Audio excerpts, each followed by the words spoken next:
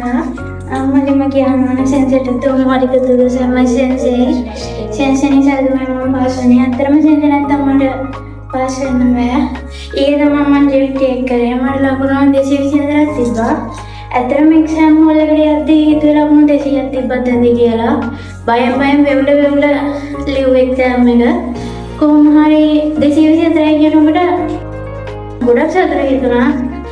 අත්සකෝ එක ගැන කියනවා නම් ගොඩක්ම හොඳයි.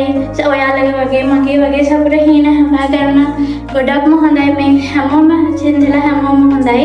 මට වචනෙන් නෑ ගොඩක්ම සතුටුයි. ඒ වගේම අපේ සෙන්සර් ගැන කියනවා නම් හැමදාම මත් දෙනවා. ඇත්තටම ඔයාලා කන්ජි ගැන බලා ගන්න.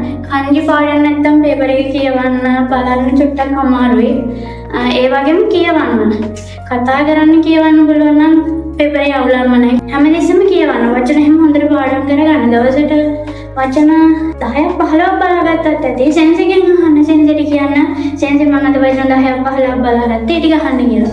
අපේ සෙන්සර් හැමදාම බෝඩ් එකේ කන්ජියටත් දාලා කියනවා මේ ටික හෙට යනකොට පාඩම් කරන් එන්න. එතකොට ඇවිල්ලා අපි බෝඩ් එකේ ලියනවා. සකෝ එක එතනින් තමයි මම ජපාන් වලට හීන දැක්කේ. පේපර් එක ලේසි. බය වෙන්න එපා පේපර් එකට. පාඩම් කරේ දවසට වචන බලා ගන්න වචනයි කන්ජි බලා ගන්න. පොත් තුනේ වචන ටික බලා ගන්න.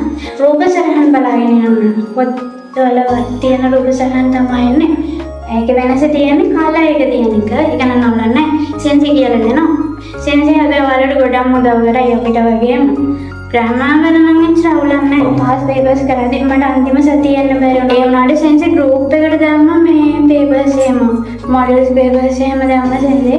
ඒව කරන්න. එක පේපරේ දෙපාරක් කරන්නකෝ. ඒ හොඳටම ඇත්ති. දෙවෙනි පාර කරනම් තුන් පාරක් කරන්න.